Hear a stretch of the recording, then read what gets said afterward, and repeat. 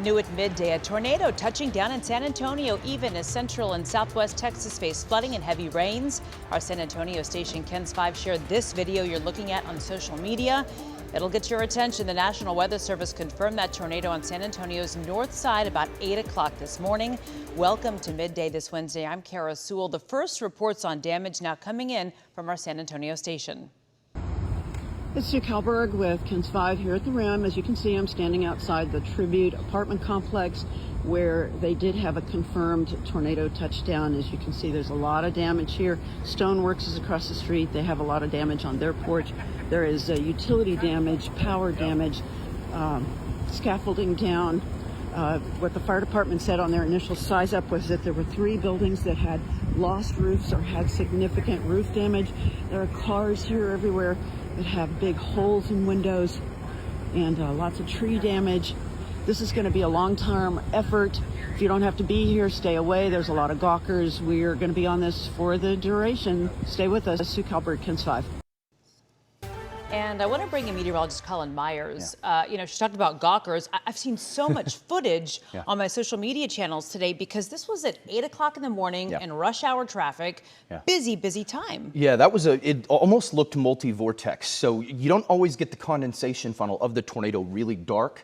So there you could see it looked like multiple funnels. And of course, a bad time for that to happen early in the morning. The other thing is this flooding that's ongoing, and you're getting Pacific moisture and Gulf moisture. So it's really a bad spot where South Texas is right now. I want to show you the radar. Again, there's that tornado report just northwest of Metro San Antonio, and all of those flash flooding reports. There are 10 or 11 flash flood warnings at the moment.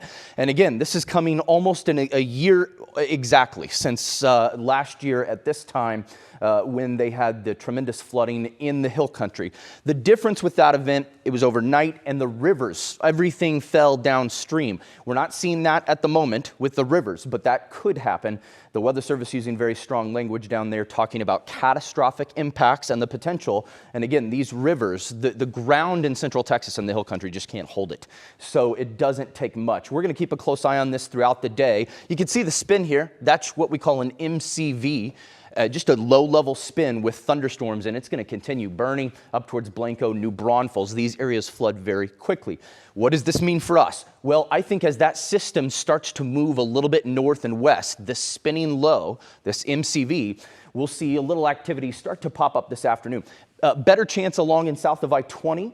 And we're not going to have to worry about flooding impacts here. However, a couple storms could be heavy this afternoon. Look at this.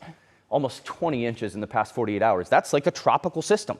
That's what that would do. All right, closer to home, a few storms getting going up near Waco and Hillsborough and our southern counties.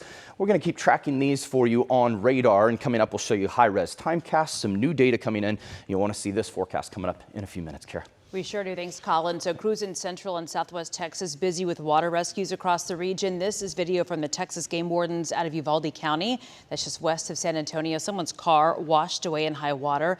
Everyone inside was rescued. There is help already in the region or on the way. The Texas State Emergency Operations Center is open 24 hours a day right now, and Governor Greg Abbott already issued a disaster declaration for 59 counties. Texas A&M Task Force 1 and 2 both activated resources and even pre-positioned personnel to help immediately. Denton Fire Department sent a swift water rescue boat team at the request of Task Force 1. 5 juveniles are expected to be okay after a chase with Dallas police landed them in the hospital. Investigators say the group carjacked someone at gunpoint on Live Oak Street around 11 o'clock last night. Police blocked cameras, spotted that car. Officers began a chase, and it ended in that crash. You're looking at video here. DPD says no officers were hurt. A 4th straight night of strikes between the U.S. and Iran. Central Command says the U.S. spent 7 hours hitting dozens of military targets. In response, Iran fired drones at Jordan, an American ally. It also says it closed the Strait of Hormuz, which President Donald Trump says is not true, although the U.S. reinstated its blockade of Iran's ports. The Department of Homeland Security announced changes to ICE operations in the wake of 2 deadly shootings and even said it is pausing most vehicle stops to allow new training.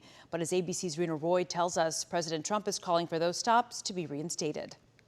President Trump overturning a temporary pause on most ICE traffic stops, according to a source familiar with the discussion. It comes after the Department of Homeland Security announced it was halting most stops in the wake of 2 recent deadly shootings at the hands of ICE agents. But that source says they're now resuming. The Department of Homeland Security also requiring all arresting teams to have at least one individual wearing a body camera. Protests breaking out across the country after an ICE agent shot and killed Johann Sebastian Guerrero in Biddeford, Maine earlier this week. ICE needs to stop their reign of terror. ICE needs to be abolished. We want to make clear that a nice badge is not a license to kill. A spokesperson for Maine Senator Angus King telling ABC News Guerrero was not the intended target of immigration officers. According to representation for the family, Guerrero was 25 years old, had a social security number, as well as work authorization in the United States. DHS says Guerrero entered the country illegally in September of 2023, but obtained a work permit last year. Multiple sources tell ABC News the agent involved in the deadly shooting was a newly sworn-in ICE officer, but had been a law enforcement officer with the Department of Veterans Affairs since 2017. And in Houston, Texas, 6 days earlier, another man was killed by ICE agents. Authorities in Texas claim he threatened agents with his vehicle, though they did not provide evidence of that. The FBI says it's an ongoing investigation. Rena Roy, ABC News, New York. 1 person is dead, 3 others missing after a boat sank near Alcatraz Island in San Francisco Bay. It looks like multiple people are in the water, 2 to 3 unconscious. People are trapped in the boat. Officials say 20 people were on board a 3-deck pontoon having some kind of memorial service on the water. 16 people were rescued. It's unclear if anyone was wearing a life vest. Happening now on Capitol Hill, a Senate committee holding a confirmation hearing for Dr. Erica Schwartz, President Trump's pick to lead the CDC. The CDC has been in an upheaval for the last 18 months with leadership changes, mass job cuts, and increased politicization of its mission. Insiders predicted Schwartz will change that. She is a former deputy surgeon general and retired Coast Guard officer who is seen as less likely to go head to toe and change things with the Make America Health Again. Now, DART has selected a finalist for its next CEO. We will not find out who it is until next week. There are 3 candidates. Nathaniel Ford oversees transit in Jacksonville, Florida, former DART executive Dee Leggett, and former Trinity Metro CFO Monica Tellis-Fowler. DART voted to start contract negotiations and will reveal the finalists next week on July 21st.